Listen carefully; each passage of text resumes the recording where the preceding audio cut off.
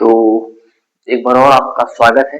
एक और हम आपके लिए बहुत ही बेहतरीन क्वेश्चन लेके आए हैं। क्लास 10 की हम सीरीज शुरू कर रहे हैं जो कि आपके यूपी बोर्ड में इस टाइप के क्वेश्चन आ सकते हैं, तो बहुत ही ध्यान से आप देखिएगा और आपको भी सीखने को मिलेगा। ठीक है, तो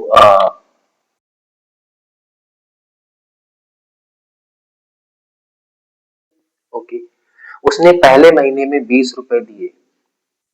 ठीक है, ये हमको डेटा दे रखा है। फिर वह प्रति माह 15 रुपए बढ़ाता गया, तो वह कितने महीने में ऋण चुकता कर देगा। तो पहले क्वेश्चन सिर्फ हमें सॉल्व करने का तरीका क्या होता है, पहले हम क्वेश्चन को बहुत ध्यान से पढ़ते हैं। एक प्रॉब्लम हमको मिली है, ठीक है ना। फिर ये देखते हैं कि कैसे क्या किस तरीके से ये इसका अप्रोच कैसे होगी। फिर पढ़ते हैं उसने ऋण लिया 3250 का। अब जब ऋण लिया है तो वापस करना पड़ेगा, देना पड़ेगा। तो कंडीशन यहाँ पे कंडीशन नहीं कह सकते, डेटा दे रखा है कि पहले महीने में 20 रुपए उसने दिए, वापस कर रहा पहले महीने उसने 20 दिए। फिर क्या कह रहा है कि वह प्रति माह मतलब अगले हर महीने वो 15 रुपए बढ़ाता चला गया। ठीक है, तो वह कितने महीने में ऋण चुकता कर देगा। ठीक, जनरल सी प्रॉब्लम है, ये हमारे रियल लाइफ में भी प्रॉब्लम होती है। ठीक है, तो सबसे पहले क्या करते हैं, ये जो 20 रुपए दे रखे हैं ये वाले, ये क्या है। ये सवाल आपका समांतर श्रेणी का बनेगा। ठीक है ना, यानी कि थोड़ा सा समझाने की कोशिश करते हैं कि पहले महीने यहाँ से सोल्यूशन कर रहे हैं। ठीक है ना, पहले महीने वो 20 रुपए वापस कर रहा है। ठीक है ना, फिर क्या करेगा, अगले महीने प्रति माह 15 रुपए बढ़ाता है, तो 20 जो भी आएगा यहाँ पे, फिर 20 में फिर 15, 15 हर महीने वो ऐसे बढ़ाता चला जाएगा। ठीक है, ओके, इस तरीके से कहानी चलती चली जाएगी। ठीक, और फाइनली इसको कितने रुपए, यानी अगर देखा जाए इन सबको अगर हम ऐड करेंगे, सबको ऐड करेंगे तो कितना दे रखा है, 3250 रुपए। ये हमको टोटल जब इस तरीके से हम डिपॉजिट करेंगे देंगे तो इतने रुपए आने चाहिए। तो सबसे पहले साफ साफ दिख रहा है कि ये 20 है, ये कितना आ जाएगा 20 + 15 35, फिर क्या हो जाएगा 15 15 30, 20 कितना हो जाएगा 50, मतलब सब में हम हर बार 15 15 ऐड कर रहे हैं तो हो जाएगा 65। ठीक है, इस तरीके से तुम्हारा आगे वाला बनता जाएगा। ठीक है, अच्छा, तो ये क्या रखा है, ये जो दे रखा है फर्स्ट टर्म दे रखा है ना, इसको बोलते हैं ए। कितना दे रखा है 20। डी कैसे निकालते हो, सेकेंड टर्म माइनस।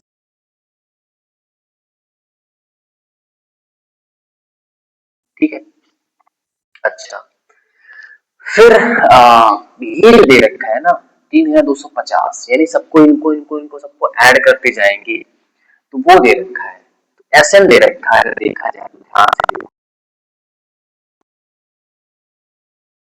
तो 50 रुपए इतने हमको जोड़ेंगे इनको तो इतना आना चाहिए। ठीक है ना, अच्छा, ओके, फिर फिर हमको निकालना क्या है, हमसे पूछ रहा है कि एन यानी कितने महीने में हम इतना ऋण जो है हम अदा कर देंगे। ठीक है, क्लियर, ओके, तो हम क्या करते हैं, थोड़ा सा यहाँ सॉल्व कर लेते हैं।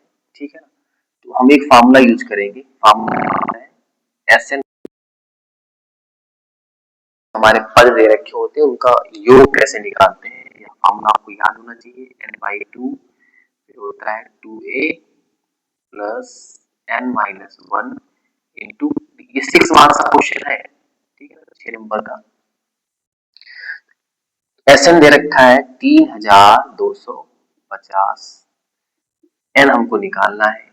ठीक है, टू, ए का मान हमको दे रखा है कितना 20 प्लस एन नहीं पता है, डी दे रखा है 15। ठीक है, क्लियर, तो यहां से इसको इसका मल्टीप्लाई करेंगे क्योंकि यहाँ पे डिवाइड में इधर करेंगे तो करो, 2 जीरो को जीरो, 2 पंचे 10, 2 दूनी 4, 2 जीरो 2 पंचे 10, 2 दूनी 4 1 5।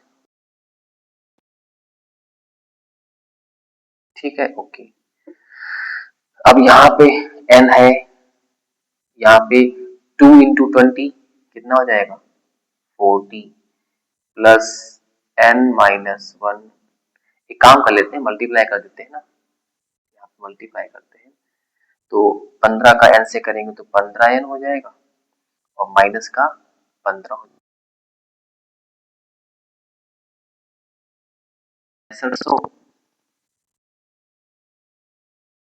10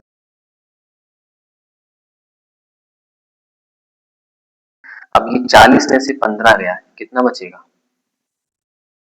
प्लस का बचेगा ना 5, यहाँ बचेगा 3 में से 1 है तो कितना बचेगा 25। क्लियर। फिर आगे सिंप्लीफाई थोड़ा सा हम करते हैं तो यहाँ से हो जाएगा इसका n का अंदर मल्टीप्लाई करो तो 15 का n से करेंगे, 15n का n से करेंगे तो 15n स्क्वायर प्लस कितना हो जाएगा 25। ठीक है, ये बन गया। द्विघात समीकरण बनना है, इसको थोड़ा साइड में कर लेते हैं यहाँ पे ऐसे। ठीक है, तो यहाँ से क्या करेंगे, इस 6500 को उठा के इधर ले आओ तो हमारा द्विघात समीकरण बन जाएगा, क्या बनेगा 15n स्क्वायर प्लस 25n। ठीक है, तो ये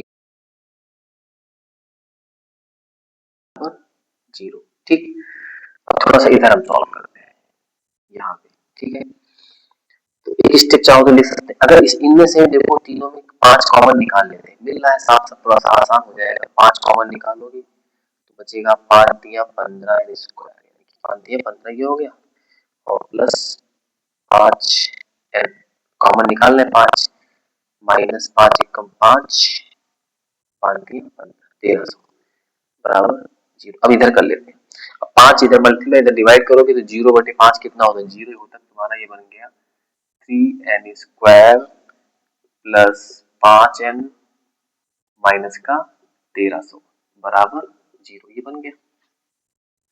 अब क्वाड्रेटिक सॉल्व करना है।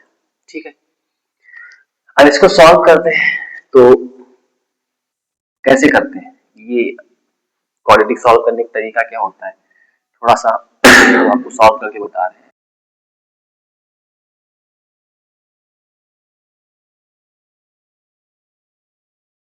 स्क्वायर से मल्टीप्लाई करो तो यहाँ पे हम इधर लिख दे रहे हैं कितना आ जाएगा 13 3900, जो भी माइनस आएगा 3900 ये आ गया। ठीक है, 3900 का हम फैक्टर कर रहे हैं ताकि हम यहाँ पे इस तरीके से, क्योंकि अगर आसान हो तो हम कर लेते हैं लेकिन फैक्टर करके हम करेंगे कि यहाँ पे एक्चुअली आएगा क्या। ठीक है, तो हम करते हैं, यहाँ 2 से खत्म होगा, ये 2 एकम 2 दूनी 18 दो पंचे 10। ठीक है, 2 एकम 2 एक बचा 9 था, दूनी 18 एक बचा 2 पंचे 10। ठीक है, फिर 2 से जाएगा दूनी 18 2 से 14 तो पंचे 10। अब 2 से तो नहीं कटेगा, अब किससे कटेगा 3 से चेक करो 9 7 16 5 21 3 से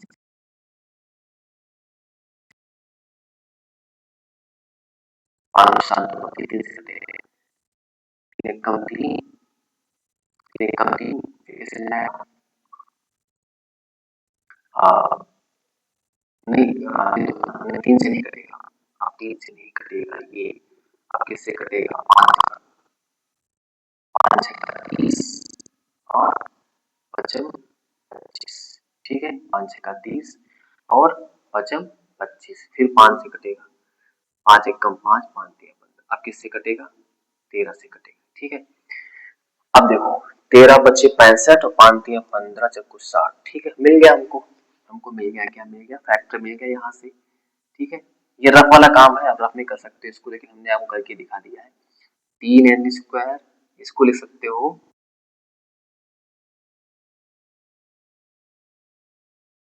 माइनस का 1300 बराबर 0। ठीक है ना, तो ये 5n ही तो लिखा है, 65n माइनस 60n। ठीक है, अच्छा फिर थोड़ा सा अगर इनमें इनमें कॉमन लेना है, ठीक है, एक काम करते हैं, हमें 3 कॉमन चाहिए तो 60 को इधर लिख सकते हो ताकि हम कॉमन आसानी से मिल जाए, तो 3n स्क्वायर इसको इधर लिख दिया हमने क्योंकि इधर इसमें 3 नहीं मिल रहा था ना, तो 65n बात वही हो जाएगी, कोई दिक्कत नहीं है, माइनस का 1300 बराबर 0। अब कॉमन मिल जाएगा, ये 2 टर्म है और ये 2 टर्म है, इसमें कॉमन मिल रहा है 3 n भी मिल रहा है, 3n कॉमन ले लिया तो अंदर क्या बचेगा n माइनस 20×3 = 60, 20। ठीक है, यहाँ पे ठीक है, तो यही ऑटोमेटिक बचेगा n-20। ठीक है, 65 ले लोगे तो यहाँ बचेगा n, और ये 65 गुना कितना होता है 130। ठीक है, तो ये इसमें ब्रैकेट में सेम सेम बचना चाहिए। तो एक ब्रैकेट में आ जाएगा n-20, एक ब्रैकेट में क्या है 3n + 65। ठीक है, बराबर 0। एक बार इसको 0 करो, एक बार इसको 0 करो, तो n के मान मिल जाएंगे, दो मान मिलेंगे, तो घात समीकरण तो दो मान हमको मिलते हैं।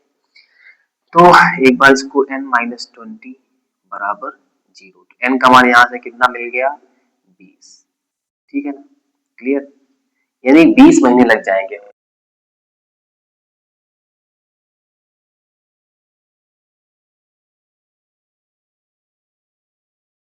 65, n बराबर कितना आ जाएगा, सॉरी 3n + 65 बराबर 0 है।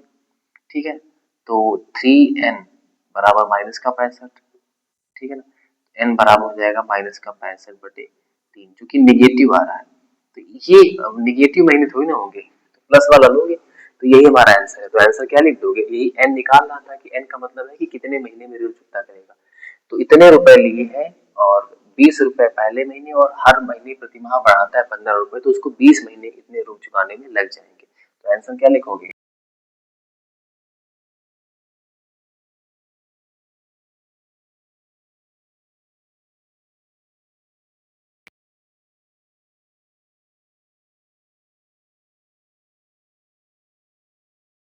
जाएंगे